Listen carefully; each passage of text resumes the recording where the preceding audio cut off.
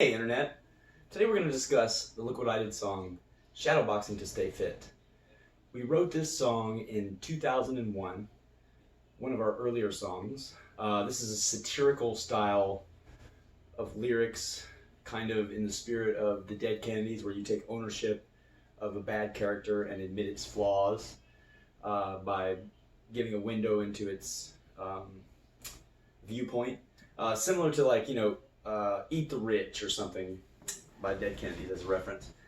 In this case, Shadowboxing to Stay Fit is sort of a joke on music that postures politically, as in it has like a political theme but no specific message or point, and or people who just jump on sort of non-controversial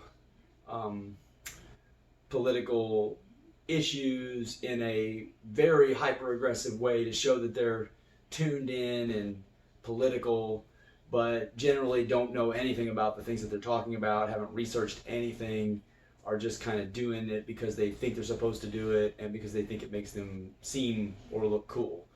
I've seen a lot of that in the music industry, and this was at the time we wrote this, 2001. There was a lot of bands who were like shifting from okay, there's a time when we were playing random shows, metal shows. There would be, most of the bands were like Limp Bizkit or whatever, and we were doing our thing, which was weird and didn't really line up with that. And then shortly thereafter, it's like all those same bands were like these aggressive, straight edge metalcore bands that were beating up people for liking new metal at shows, even though they themselves were in that type of band last year.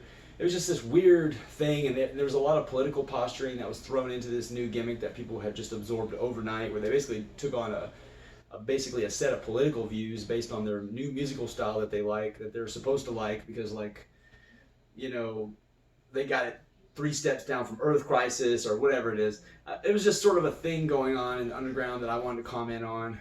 And so Shadowboxing to Stay Fit is sort of like a character who really wants to express himself politically but doesn't want to have political views, because those are obviously more complicated than just putting yourself out there as a political person. So with no further ado,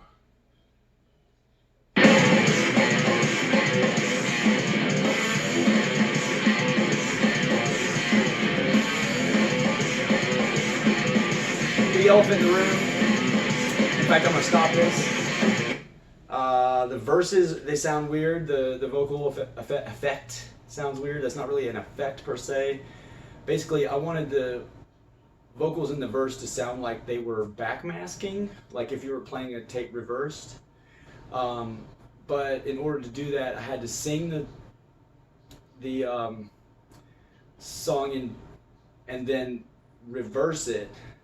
And then I had to make words out of the reversed version of the song and sing the reversed version, and then we reversed it back to forwards. That's how we achieved this part. It was really fucking hard and extremely hard. This was one of the earlier recording projects I ever did in my whole life. I was like 20-something, and maybe been to the studio for a total of 6 songs in my life so far. This was a tough one, but I had to sing basically forwards, record that, flip it, learn a way to try and sing the backwards version of it, and then flip it back forward so that it would sound like it was backwards when it was forward. So,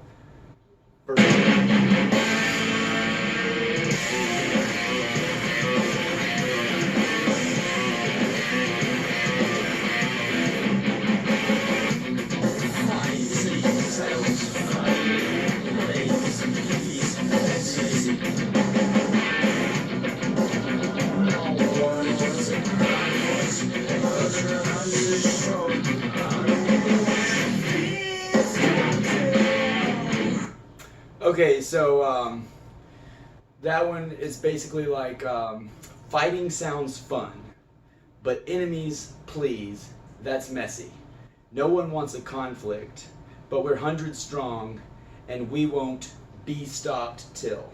That's that section. So it's basically a person saying they don't want to have to formulate political views that might be divisive among their community, but they do want to, project that kind of thing. Now that's the backmask part. Now the vocal kicks into the pre-chorus and chorus, forwards.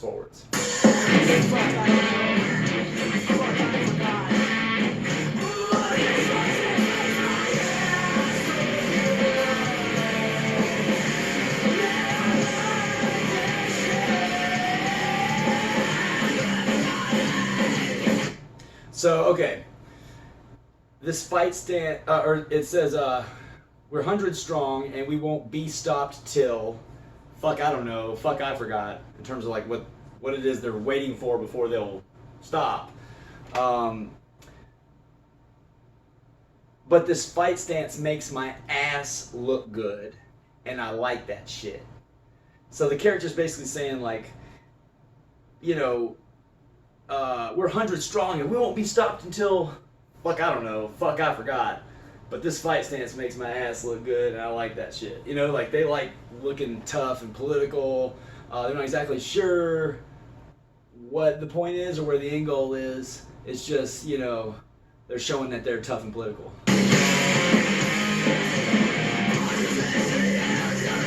Punch your fist in the air if you're an idiot. Down with bad stuff. Now, this one's fun because it lends itself to the crowd playing along and doing that, which sort of makes the crowd the butt of the joke. Not in a bad way. I don't mean that towards Look What I Did fans, but I mean it's like the crowd is playing the role of the idiotic masses that are just playing along with this, and they don't realize they're being told to punch their fist in the air if they're an idiot.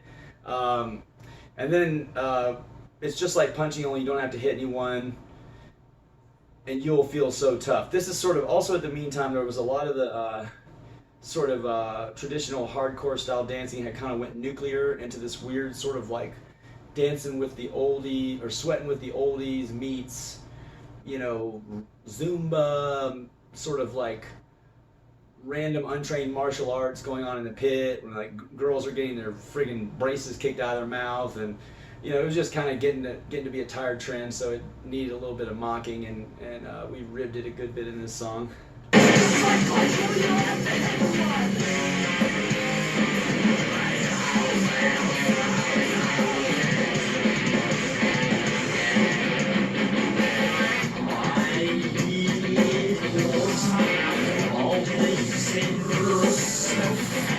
This line, I read big books about small things and other stuff.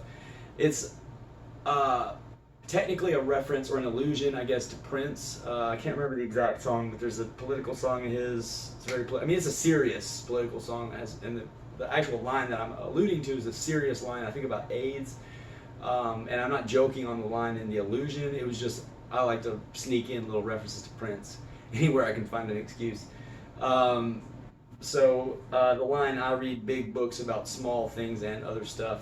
I think it was like Big Disease with a little name or something was the one he used. I just wanted to allude to that lyric.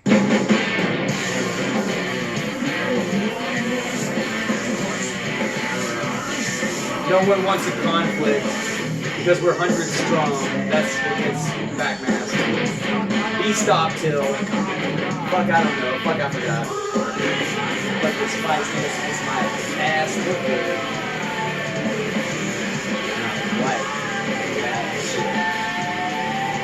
This time it says Liberate, Liberace. Just to like, there it's like, you know, the guys yelling Liberate. It's just kind of like freedom. People yell out freedom, and you know, everyone's for freedom. But what does that even mean? It's just kind of a vague premise, the way it's used. And just like justice, oh, justice. They're just vague sentiments. So the Liberate happens in the end of the first chorus, it happens again there, and then it's followed by Liberace, which is just like another similar sounding word that has no relevance to the song, just to show that the person doesn't really get why they're yelling the word that they're yelling. Punch your fist in the air if you're an idiot.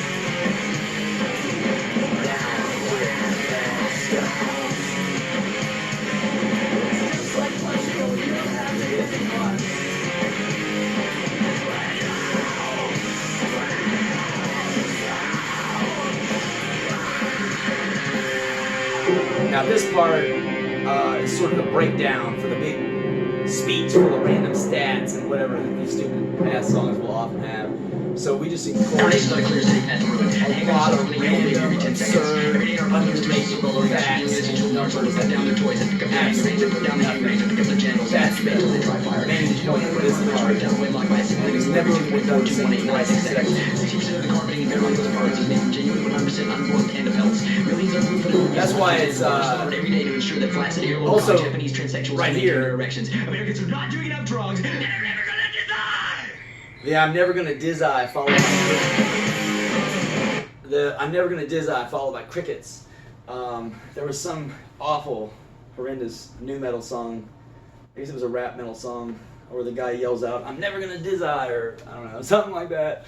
It was just super cringy, so we slapped that in there by itself, and then left like a spot for crickets, just to like show that this person has just gone on this absurd rant full of meaningless crap and yelled out something that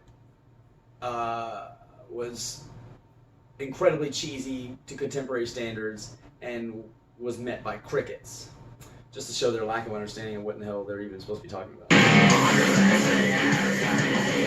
then pump your fist in the air if you're knitting down with that stuff. Of course,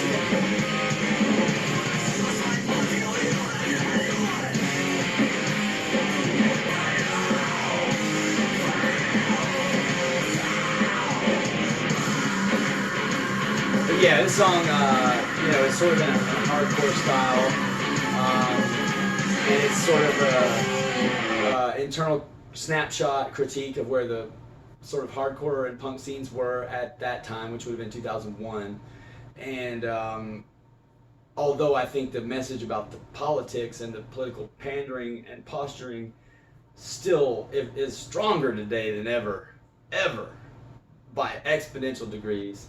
This is one of those songs that I feel like aged well in terms of the message, hilariously matching what happened in the future. But anyway, we got a new record coming out soon. We got t-shirts for sale up at lookwhatididjams.com. We also got all of our social media sites /lookwhatididjams. Follow us there. Stay tuned. We got more good stuff coming soon.